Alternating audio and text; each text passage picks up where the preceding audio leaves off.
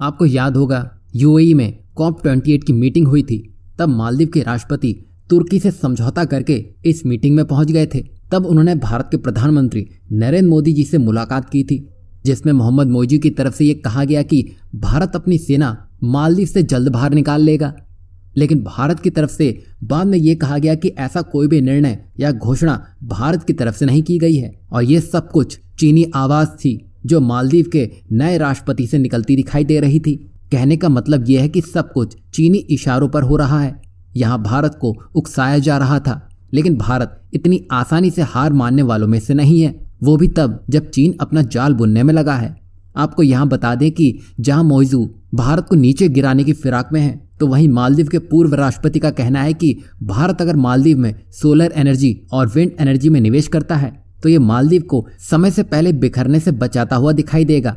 जैसा कि आप जानते हैं, मालदीव एक द्वीपीय देश है और उसको समय से पहले डूबने से बचाना है तो जीवाश्म ईंधन से दूरी बनानी होगी, यानी कि प्रदूषण से मुक्त होना पड़ेगा, जिसके लिए उसे भारत की जरूरत है, जो फिलहाल के लिए चीन तो इसे मुमकिन नहीं कर सकता है। आखिर में वो भारत ही है जो ये मुमकिन कर सकता है। मतलब यहाँ भारत ही है जो मालदीव का भविष्य बना या फिर से सुधार सकता है। जिसमें ये बात वो तो समझ गए जिनके दिमाग अब भी काम करने की हालत में है, पर मोहम्मद मोइजू जैसे लोग इस बात को नजरअंदाज करने में लगे हैं।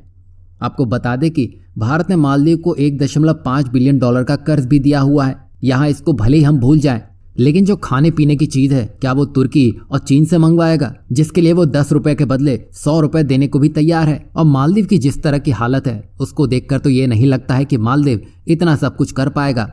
वहीं अभी भी भारत ही है जो मालदीव के लिए इतना सब कुछ कर सकता है। वहीं बात करें एक खास वस्तु की जो भारत अभी भी मालदीव को एक्सपोर्ट करता आया है, जिसको खुद उत्पन्न करने की मालदीव की इतनी हैसियत नहीं है। बता दें कि यहाँ हम दूध की बात कर रहे हैं जो भारत से बड़ी मात्रा में मालदीव तक पहुँचता है, जहां Bharat Bhutan, Nigeria, Singapore, UAE और मालदीव को बड़ी मात्रा में मिल्क एक्सपोर्ट करता है। मतलब जो चाय और कॉफी मालदीव पीने में लगा है उसका दूध भी भारत की बदौलती उसे मिल पा रहा है। जहां भारतीय पर्यटकों से लेकर खाने पीने की वस्तुएं मालदीव तक पहुंचती हैं और यहाँ वही मालदीव भारत को गाली देने में लगा है।